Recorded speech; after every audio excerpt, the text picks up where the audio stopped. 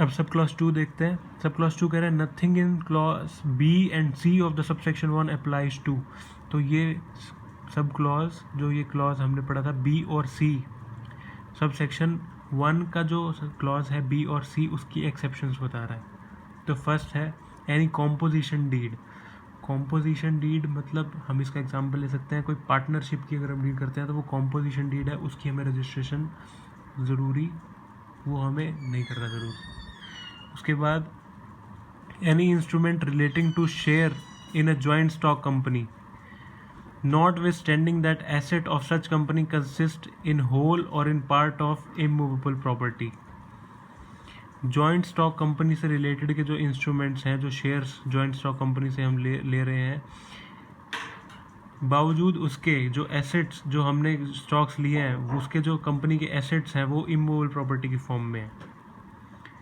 Sub clause 3 any debenture issued by any such company and not creating, declaring, assigning, limiting और extinguishing any right।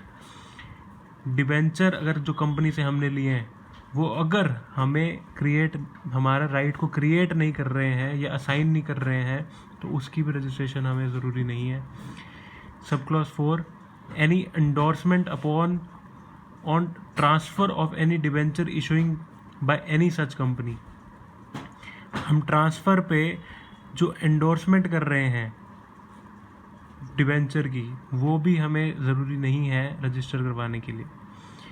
Sub clause 5 कह रहा है कि जो हमने सब सेक्शन 1 कैपिटल ए के अंदर पढ़ा था 53A जो हमारा रजिस्टर करवाना अब ज़रूरी हो गया 2001 के बाद, वो उसके अलावा की जो और चीज़ें होंगी जो पोजेशन से रिलेट नहीं करेंगी वो वाली चीज़ें हमें करवानी ज़रूरी नहीं है।